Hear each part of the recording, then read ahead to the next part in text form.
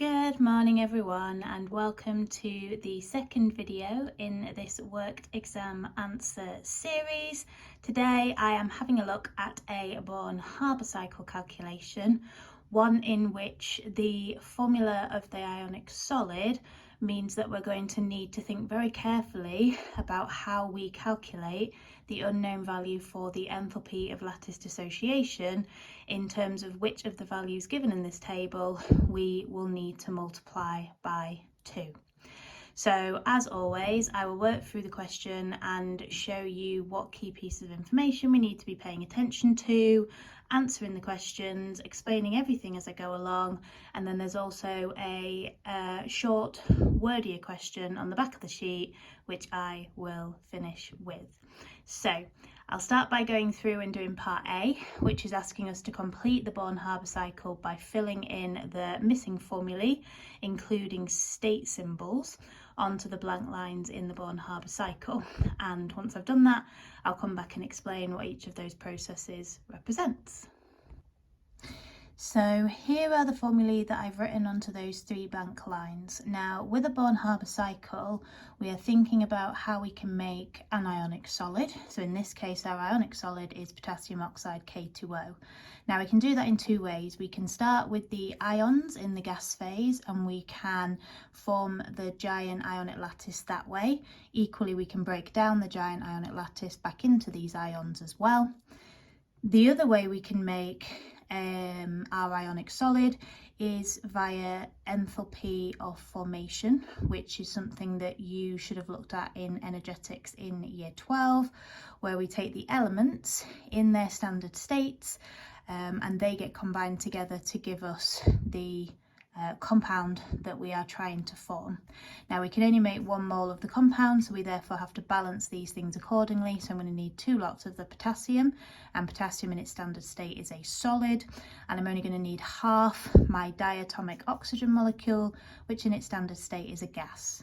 So that arrow down there is my standard enthalpy of formation value, so the one down the bottom here, enthalpy of formation of potassium oxide minus 362. The rest of the steps around my Born Haber cycle are then getting me from these elements in their standard states to the gaseous ions, which we need to then put together my giant ionic lattice. So the first thing I need to do is put my potassium into the gas phase, because that is going to enable me to then ionize my potassium to give me the cations that I need.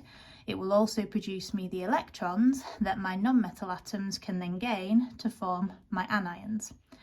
So the next step is to write the potassium now as a gas, and we should only ever be dealing with one substance at a time. So I always deal with the metal first, then I'll deal with the non-metal second.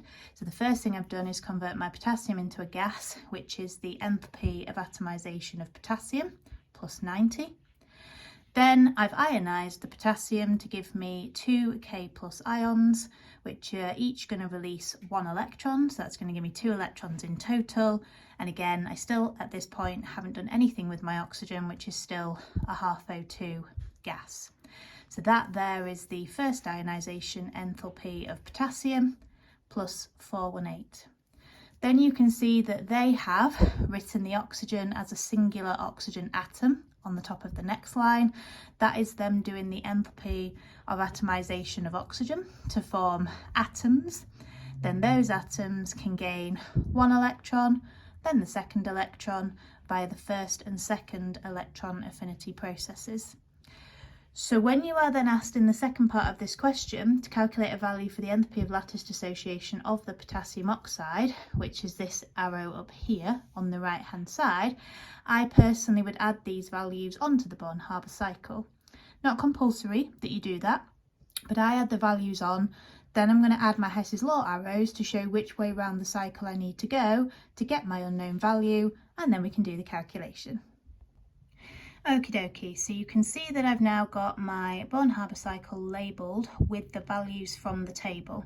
The first thing that I want to say is that all the values you are given in the table for these processes are referring to the energy change per mole of the substance that is made as a result of this process. So enthalpy of atomization of potassium is referring to the amount of energy that is needed to turn 1 mole of potassium from a solid to a gas. Now on this particular Born Haber cycle, you can see that we've got 2 moles of potassium as a solid becoming 2 moles of potassium as a gas. So I therefore need to times the value we are given in the table of plus 90 by 2. And similarly, for the first ionization enthalpy of potassium, I am making 2 moles of potassium ions. So the value we are given in the table tells us how much energy I would need to put in to remove 1 electron from 1 mole of atoms. I have 2 moles of atoms. I'm forming 2 moles of unipositive ions. So I need to multiply that number by 2. All of the other processes, the values from the table are fine as they are because we are forming 1 mole of the compound via the enthalpy of formation. We're forming 1 mole of oxygen atoms via the enthalpy of atomization of oxygen. We're forming 1 mole of O- ions via the first electron affinity of oxygen, and we're forming 1 mole of the O2- ions via the second electron affinity. So all of those values are fine as they are, but you need to look really carefully. Do I have 2 moles of something being made in a particular process? If you do, these values in the table, which represent the energy changes per mole, will need to be multiplied up accordingly. Now the value that we've been asked to work out is the enthalpy of lattice dissociation, which is an endothermic process, so this arrow is pointing upwards, for the potassium oxide. So I've labelled that as X, and Hess said that the route that we take doesn't matter so long as we start and end with everything in the same initial and final states, meaning here we can work around the cycle a different way to work out this unknown process here. So we're going to start at the bottom of the cycle, and rather than going directly upwards via the arrow I've labelled X, we're going to have to work our way around the cycle the other way and add all of those steps as we go along. Now again, this isn't necessary, but what I'm going to do is I am going to draw on my Hess's law arrows to show which direction I'm going, and then where my Hess's law arrows go against the arrows on the Born Haber cycle, I am going to change the values accordingly by flipping their signs. I'll do that now, and then we'll work out our answer. So if we are wanting to work out this value for X, we need to start going around the cycle the other way where I've written this S here, and we need to finish at the top of the arrow where I've labelled the E for end there. So we're going to go all the way up the left hand side, then we're going to come down, and then we're going to go back up. And what you'll notice is that the only arrow in the turquoise, representing my Hess's law arrows, that goes in the opposite direction to the Born Haber cycle arrows is this first one here for the enthalpy of formation. So I've changed that value from negative 362 to positive 362, but these arrows, same direction, so are they, so are they, so are they, and so are they. So for the rest of the arrows, I do not need to change the signs of the values at all. So then all I've done is I've written out here that I'm going to add together all of those different steps, and that has given me my answer for the lattice dissociation of potassium oxide of 2,328 kilojoules per mole. Now, because the arrow points upwards, that is an endothermic process, which makes sense because if we're breaking down the lattice, we're going to have to break the ionic bonds. So I would expect my answer to be positive, and it is. So that's quite reassuring. If you were to get a negative answer, that would suggest that you've gone around the cycle the wrong way. And some students do find it difficult to work out if that's the arrow we're trying to find the value for, do we start at the bottom or the top?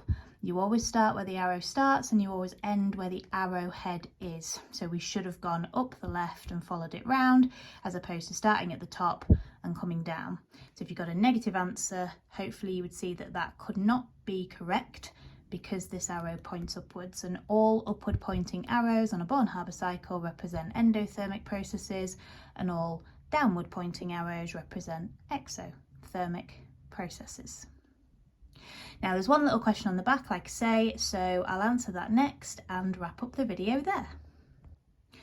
So here is the final part of this question, which is asking us to explain why the enthalpy of lattice dissociation of potassium oxide is less endothermic than that of sodium oxide.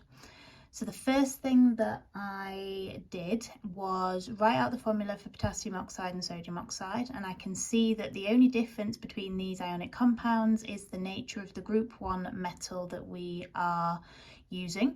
So I then had a look at group 1 and saw that potassium was below sodium in group 1, which is going to be important.